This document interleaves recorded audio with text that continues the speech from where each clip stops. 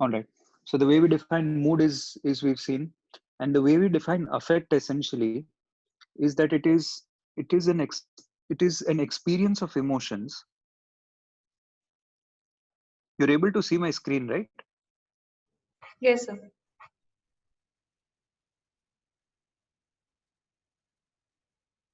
But the characteristic that you attach to affect is that it is subjective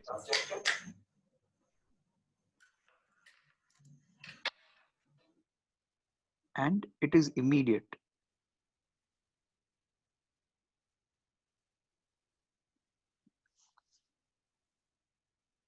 And this is essentially attached to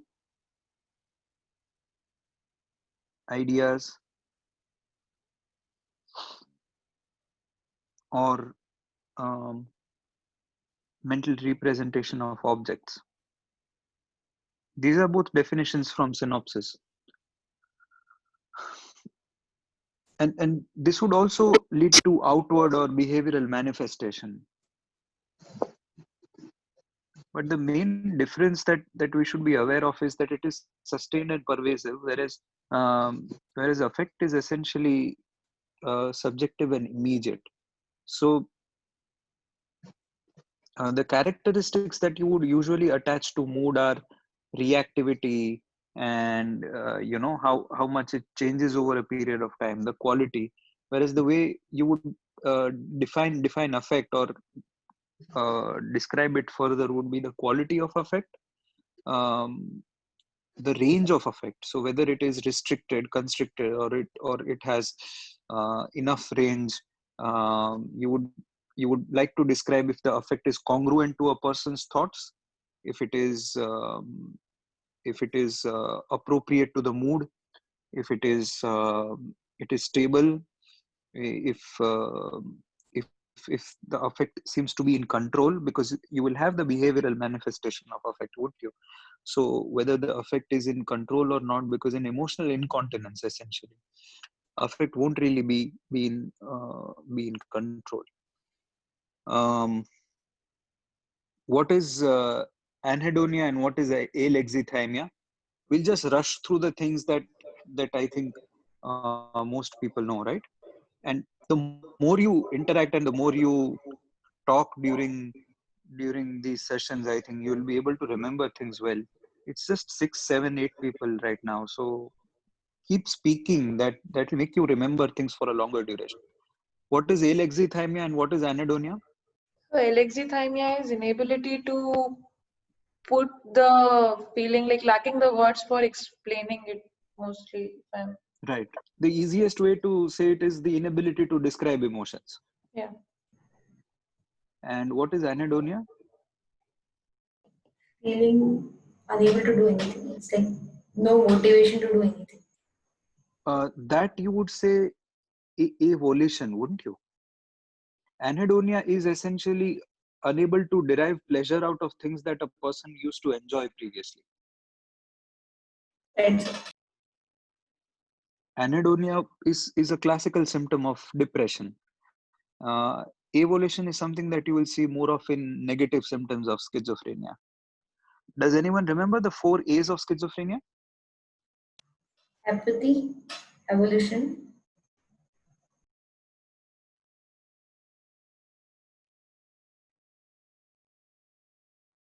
Okay. Ambitendencies. Okay. Mhm. Or socialization. Affective flattening and I'm talking about the 4 A's which were given by Bleuler. autistic, something he said. Autism, ambivalence, affect, And just one more. All three of them are right. Loosening of association. yes, association. Okay. Please introduce yourself. Great answer. Jawahir, Dr. Jawahir. Okay, great answer. Great answer. So autism. So just visualize this, and you won't ever forget this, because it's negative symptoms, right? So autism essentially means that the person is prefers to stay alone, doesn't really talk to anyone. So think of that. So autism is the first one. First one. Then there is affective disturbance. So just use the word affect, right? Autism, affect, association, and ambivalence.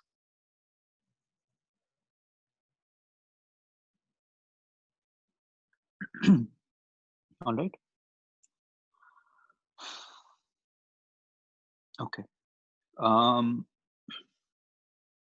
So let's talk about perception to start off. Then we will go with illusion. Um,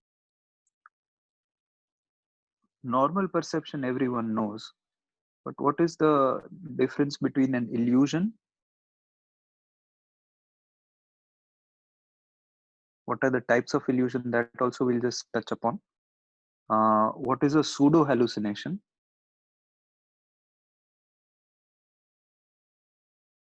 And what is a hallucination? Can anyone just tell me the difference between these three? And for the sake of it, we'll also add imagery, right?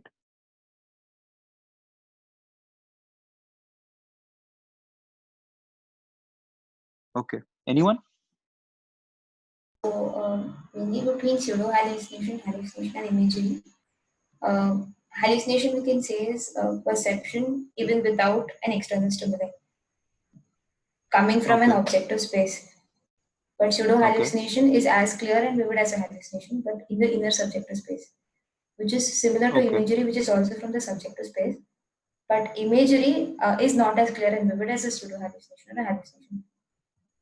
Essentially, So, also one more very important point is in imagery, usually the insight is present. correct. Imagery is something which is normal, isn't it? All of us have certain imageries that we consciously control. It is Right, sir. something that we control consciously. So we'll just touch upon this. The hallucinations definition was given by Jaspers. And what it essentially states is that it is a false perception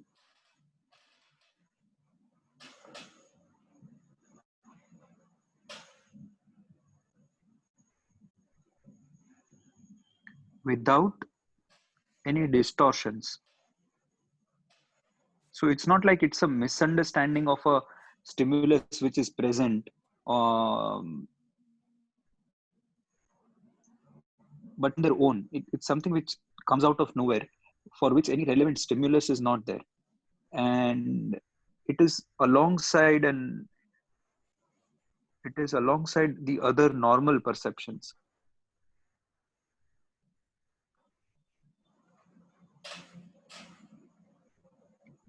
So it's essentially seeing a snake out of nowhere. The typical that example that we all know is that, seeing a snake out of nowhere is a hallucination, but seeing a rope and misinterpreting it as a snake is an illusion. And the type of illusions that are there are essentially three. You have complete illusions, you have affect illusions, and you have pareidotic illusions.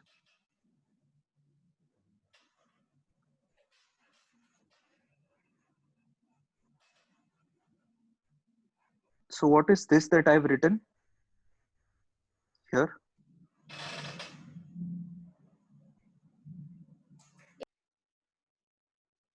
I hadn't really written an A, but we tend to complete things that we know and we are used to seeing, don't we? So that's a completing or a complete illusion. And the more you focus or the more you concentrate on it, it will keep increasing. The affect hallucinations will essentially be affected by your mood. So essentially, you can say that a person who is in delirium tremens and is having visual hallucinations will see uh, will see a coat lying somewhere and say that it's it's the coat of a terrorist, or it's something else, or we'll just see a wire lying and we'll see that, oh, this is a insect or something like that. So it is colored by your current frame or current mood. And pareidolik illusions are essentially intense images which persist even when a person focuses. So example, you look at a cloud and you just see someone's face, or you see a clown's face, and the more you look at it, the more focus you put to it, it will increase. Sorry, sorry, is anyone asking something?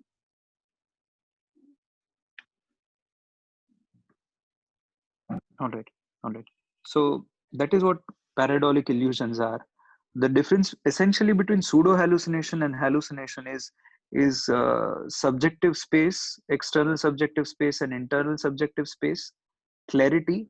When you usually ask a patient, you ask for clarity, the source of the voices, and you usually ask if insight is present or not.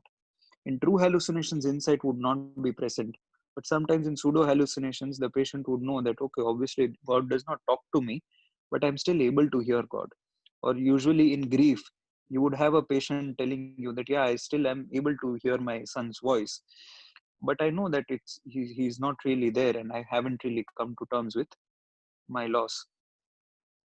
So presence of insight, subjective spatial location. Usually pseudo hallucinations are mostly in the auditory modality, and usually they have a clear cut causality, like grief or something like that. Now, as far as hallucinations are concerned, you should know what palinopsia is. So can anyone tell me what palinopsia is?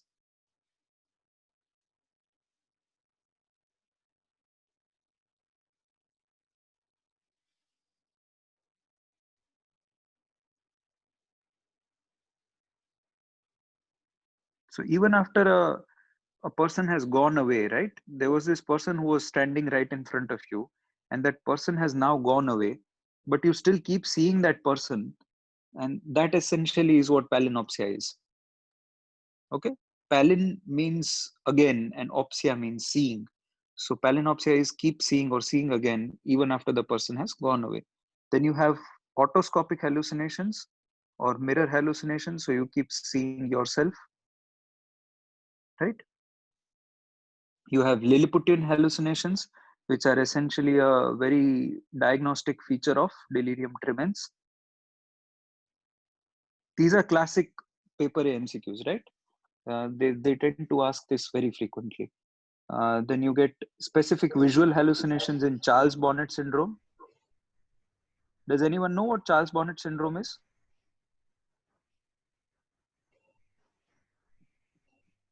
Yeah, it's Yeah, please go ahead. basically a physical hallucination in old age women after myopia, after decreased visual acuity. Yeah, usually after complete visual loss, the patient still won't have insight about the blindness and will still keep seeing things, which is a classical feature of Charles Bonnet syndrome. Then you can have somatic hallucinations or olfactory reference syndrome. Um, then you usually have extra campaign hallucinations. What are extra campaign hallucinations? Outside the limits of sensory apparatus, normal. Right. And what are reflex hallucinations? Another modality Like which needs a stimulus. stimulus, and yeah, And what are functional hallucinations then? same modality. Right. And what is synesthesia?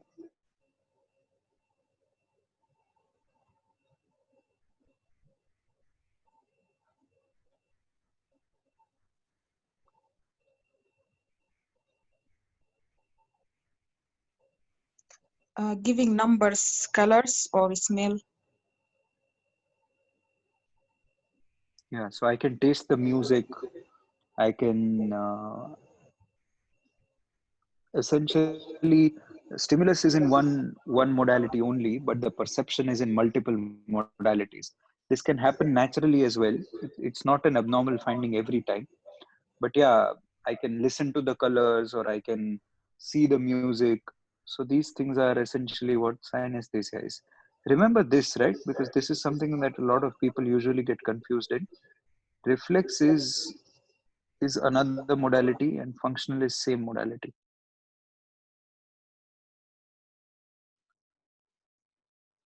I think that's about it regarding hallucinations. Covered So most of it, this I was think. a doubt I had. Yeah. In anxiety, what Hmm. some patients say that they feel something moving through their body, as in Ah, yeah. huh. So I mean, I did not take it as a perceptual abnormality because I mean it was quite evident the patient had anxiety. So, but I mean, would that come as a perceptual abnormality? Should I take it as a Um, tactile hallucination? so two things that you have to remember is that the insight is present, isn't it? We Yes, it felt is. as if Right, sir. something is going through our body. So this as if thing counts much more in the depersonalization, derealization category rather than it being in a hallucinatory category. Right. Does that Right, make right. sense? Makes a lot of and sense. and Thank you, sir. even if you don't even if one is not able to fix it into a depersonalization derealization category, the essentially what happens in the two keywords with depersonalization derealization is that uh, a sense of disconnect with and inconsistency in. Now it can be within self or it can be within the environment. So these are the two keywords for depersonalization derealization. But the most important thing about them is that the insight is preserved. So the patient would typically come to you and tell you that these are as if I felt as if the world around me was spinning. I felt as if my body, I was outside my body. So he Right, knows sir. that, it didn't really happen. So you can Yes, either sir. put it in that category or you can put it into a culture bound expression of symptoms. Wouldn't really go Yes, sir. into a perceptual abnormality. Okay. Thank you, sir. Um, okay, define a delusion. First year question.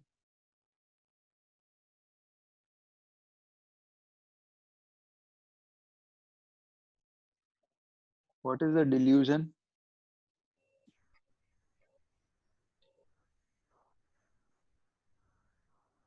A false fixed Come firm on, belief, Vatsal. yeah, Yeah. which is out in keeping of the social and cultural norms of a patient.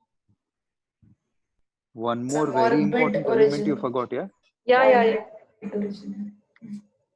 False, fixed, firm, unshakable belief for which, even if contrary evidence is Huh. provided, the person is still very much convinced about it, and it is not shared by the culture or the people around usually. Right? So three main elements to it: the nature of the belief, evidence word, and culture word. These are the three keywords that you want to have in your definition of delusions. Then what are the stages? I think Kirtana posted in the group, or was it Akanksha? I had posted some. Yeah. So tell me the stages. Tremor, epiphany. What is that? Tremor is basically delusional mood kind of thing. So Okay. yeah. Something is wrong. I'm not feeling all right. Hmm. Kind of a confusional state. Okay. Then epiphany Then is the moment when the person realizes, like that moment when person realizes, okay, this is wrong. I have found it. That kind of moment. would It you means say more like we're seeking ideas, we're Yeah. catching new meanings from something where so? we're Would you not say in it's separation. delusional? It's closer to delusional perception.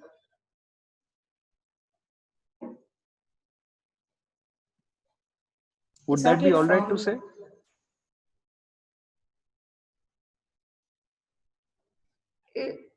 Closer to delusional perception. Okay. Would that be all right to say?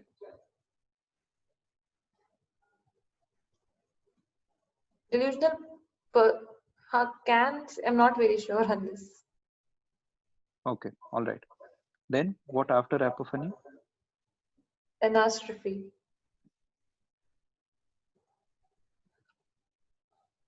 Okay, So and how would you heightening, define that? so that is heightening of the delusions. So shift from a basic or a Hmm. perceptual idea to an overvalued idea. Yeah. Okay, Then then consolidation.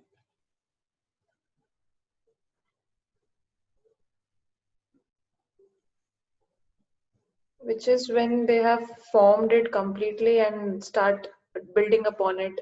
Basically, it starts getting systematized and those things after this stage. you would say it's somewhere between Yeah, it's in this domain, right? It's yeah, organized versus disorganized. yeah. And Last residuum, what does this mean? the complete autistic state, not in touch with reality, basically.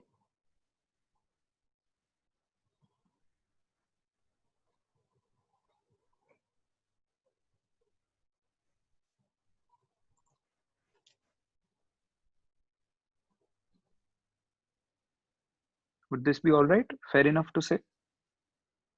Yes. So remember this as well, because usually you will be asked what these stages mean. Okay. And the other stages that they usually ask on a clinical level is delusional atmosphere first, and delusional mood, then delusional perception, and eventually all the other things. The way you also define a primary delusion is two different ways. Can anyone tell me how do you usually define a primary and a secondary delusion?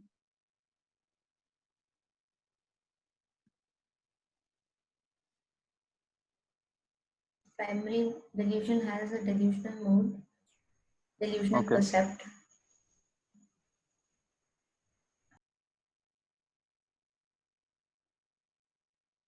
The word they usually use. So there are two ways usually. Uh, there are two ways to usually define or to explain what a primary delusion is. One is the simplistic way, the temporal way. So which one came first? Was it the persecution which came first, or was it the reference which came first, or was it the grandiosity which came first? So temporally, which delusion came first is the primary delusion. That's the easier way of describing it. And the other way of describing it is autochthonous. Autochthonous essentially means out of the blue, or sudden without any rational sequence or anything. So this is how they usually describe primary delusion. It's up to interpretation as to what you perceive, but eventually in clinical settings I think essentially it's more about temporality, because that will help us understand the psychopathology of the patient a little bit better, wouldn't it? All right, then what are the other things that they usually ask? Yeah, the vectors or the domains of a delusion. So there are essentially 8 vectors or 8 domains of a delusion. Can anyone tell me what they are?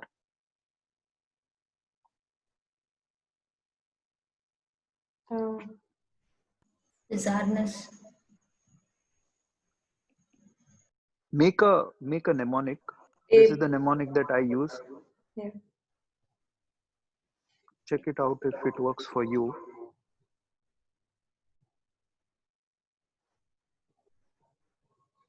BCDE and PALS. Okay, so these are the BCDE is the thought part, and the PALS is the behavioral part. So B, like you said, means bizarreness. Okay. What do you think C stands for?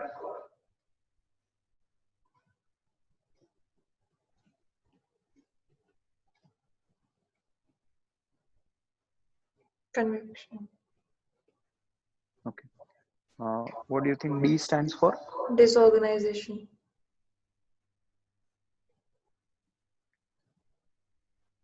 E.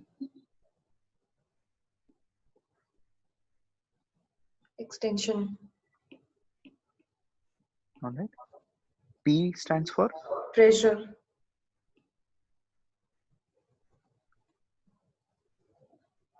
A would stand for? Affect.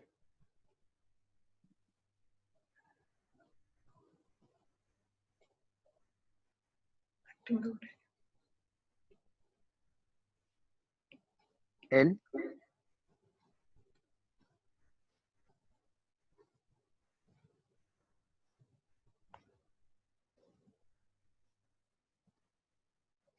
All right. And S what? S for?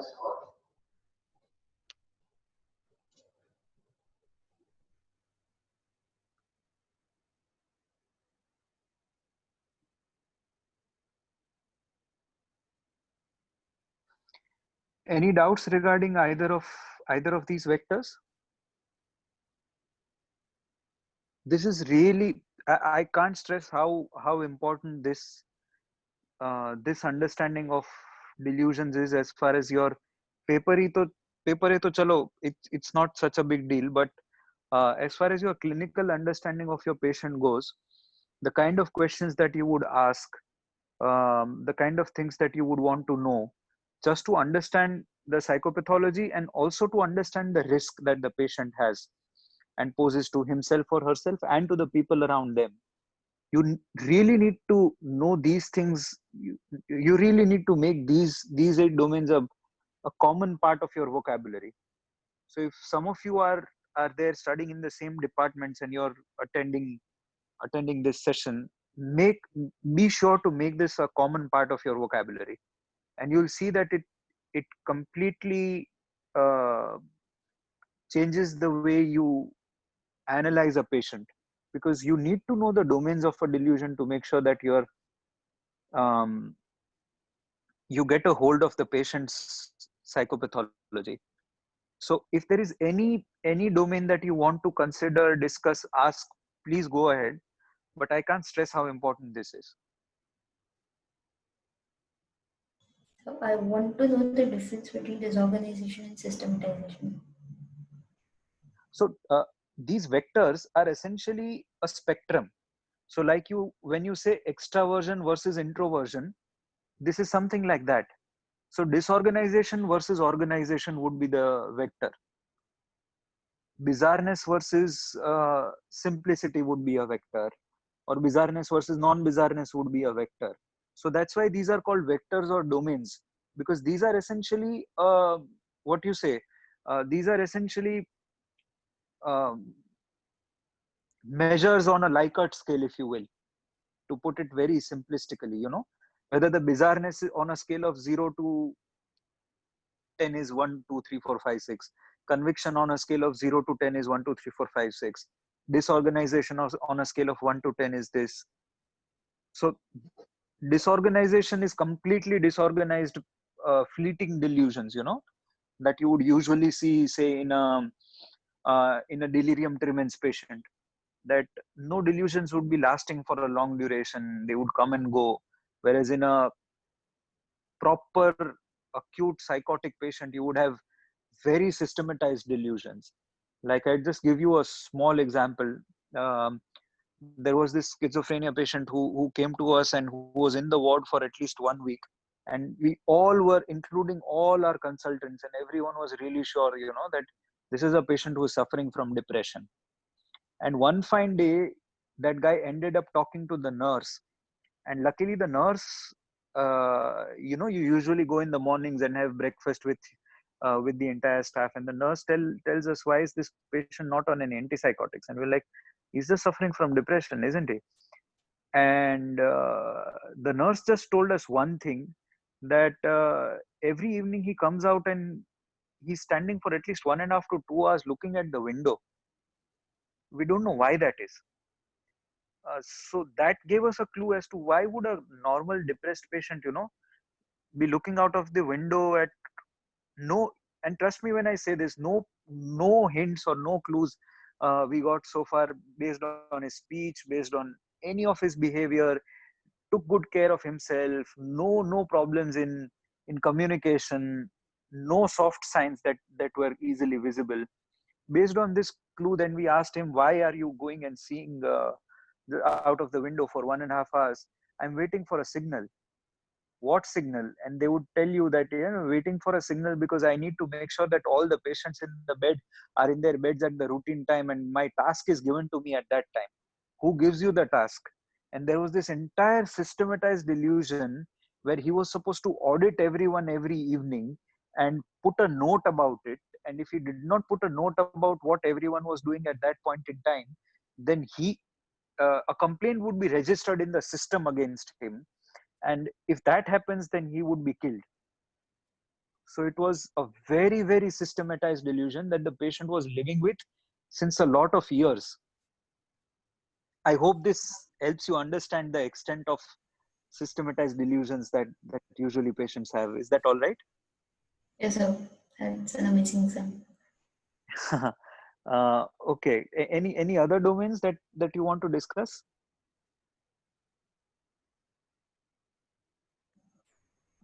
So, I mean, my understanding of disorganized versus systematized, it was like when each of the delusions are connected to each other, that would mean systematization. And even if I have two separate delusions having no relation between them at all, that would be disorganization. Is that along the same lines of what you explained, sir? Disorganization essentially would mean that the delusions are not very much. It means about. So, are you saying that the internal consistency between different delusions, is that what you're trying to say? Yes, sir. Yes, So exactly it that has one. both the elements. It has the internal consistency element, and it has the element of this thing as well, about how systematized your main delusion or your primary delusion is as well. So if in this thing, uh, let's take this clinical scenario specifically, right? So Right. if you go and see his notes and you see that, oh, he's not even making right notes, and um, it hardly makes sense, or he's just writing one letter or two letters or something, then you would say that, okay, it's not a very organized or a very systematized delusion. But if every day he's writing 5 or 7 pages on each and every person in the ward, just because he needs to write a report every day, Right, then you sir. would say that it is a very systematized delusion. Because just check Mm. the other domains, right? So it's a bizarre Right, one. sir. Yes, it's a bizarre one. You would say, how much conviction does he have? He has 10 on 10 conviction. How much would you rate him for the extent? You would rate him 7 or 8 on extent. How much pressure does that have? The fact that he's writing 4-5 pages on each and every person means that the pressure on him is, really, really too much. How much does he act? Again, 8 or 9. Lack of insight, Yes, sir. absolute 8 or 9. Seeking evidence, he does not need to seek evidence because he is absolutely convinced. Right, sir. Right? So these will really help you frame the questions that you want to ask as well, and add these 8 words to your vocabulary. Any other delusions, any other domains that you want to talk about?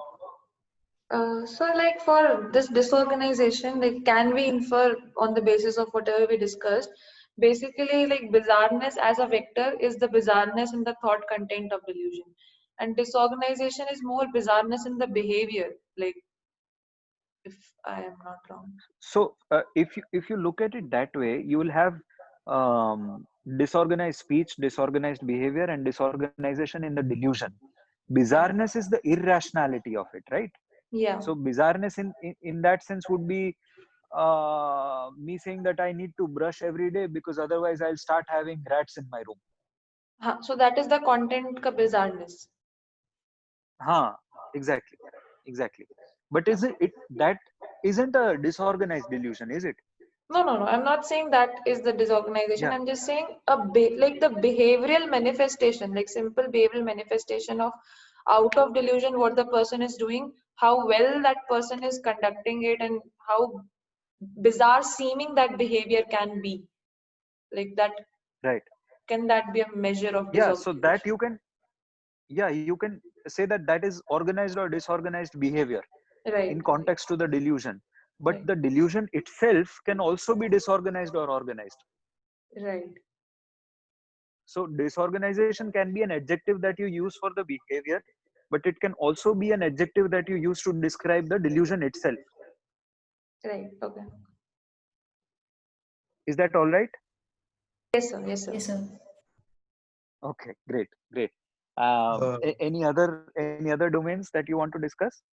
Can you give a difference between the give an example for the extension and systematization? Like exactly what is the basic difference between extension and systematization? Okay. Um, so shall we use the same clinical example that we used? Yes. All right. So suppose you say that you told me extension and which one? Systematization. Systematization. Okay.